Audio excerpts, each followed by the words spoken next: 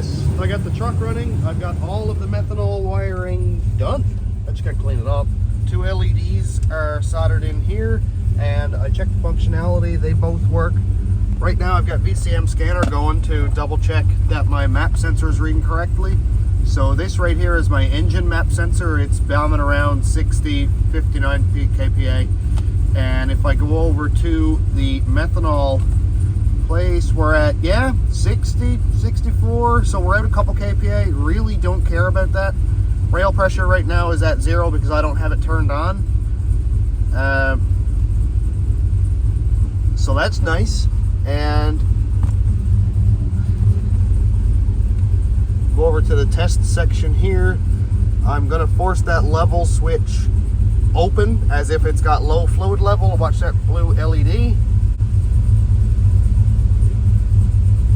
There we go. We've got the blue LED and the red on because there's a fault, so I'll turn that back to normal. And if I go over here to rail DP and press that button, only the red LED comes on because the fluid level is fine, but there is still a fault. So that's nice. Both of those work. I'm just going to shut this off because I don't know if it's getting hot or not. So the wiring itself is pretty much done. Yeah, it's still looking kind of nasty, and I have to reprint a piece for, there it is. So I drilled 2 holes in my plate that I printed here, but they're off level because I'm dumb. And my switch doesn't fit in there perfectly, so I'm going to reprint another one of these with the proper holes in it for those LEDs and the hole there for the switch, because I just kind of hogged it out with a drill and it looks dumb, and I kind of chipped it up there. Anyway, that's only a couple hour print, so that's fine. That one goes in right below my gauge vent thing there, and this here is for the trans brake, and these 2 lights obviously are for that. This video has like no direction at all, but it doesn't matter. I just wanted to kind of show off what I'm doing here. And I'm just gonna basically put the top and bottom cover on this so that little fan can do its job, circulating the air in around all the components. I'm sure it won't get hot, but I mean, it's live all the time, so maybe it'll get warm. Stuff all that wiring in there, put the radio back in, and get my dash back together. This is going swimmingly.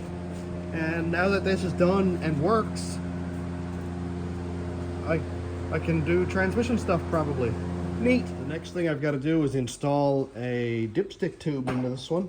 I got one off Joey the other day, and I've got to just basically install it, take the pan off, make sure that the dipstick itself is going to be long enough, because I only have a 60E dipstick, and I'm not sure if they're different or not. Plus, Jake's transmissions, he suggested doing that with every transmission build, because I guess every transmission has minor differences. So if the fluid is supposed to be at, say, this line right here where the pan is, and your dipstick is measuring a 1/4 inch low, that's potentially a whole quarter fluid low and burn stuff up. So I'm looking at the side of the truck. I don't know what that's going to do, but anyway, stuff that I got. I'm super happy with how all this came out. Like, it looks really nice.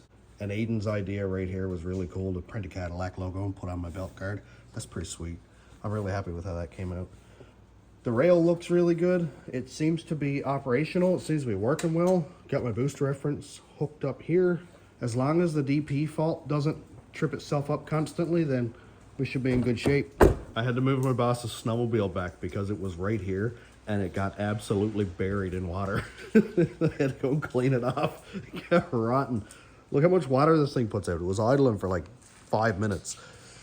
Wow. Anyway, I got 15 quarts of fluid here on the ground. I've got everything that I need to put this thing back together and get it moving. Just waiting on my converter.